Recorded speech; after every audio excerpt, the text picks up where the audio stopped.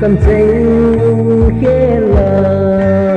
cái hình lễ thật thơ thì đêm vô mình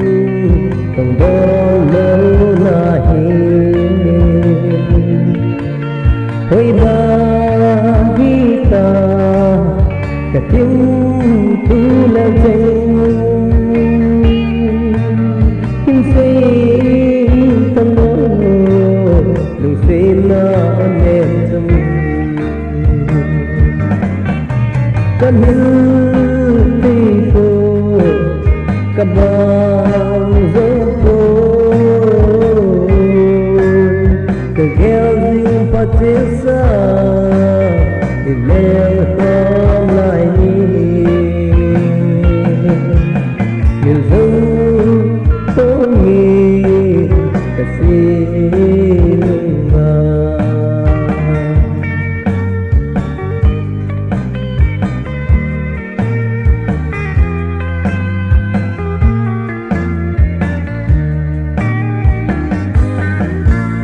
nâng ai để tình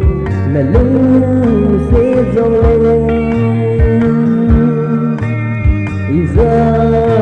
vô liều còn hơn để lờ đình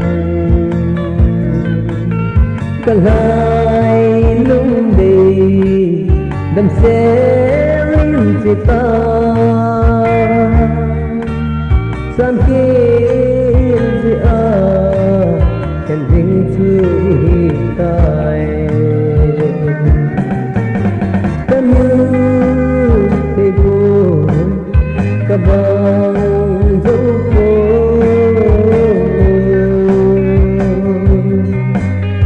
cây gheo dinh phát chế xa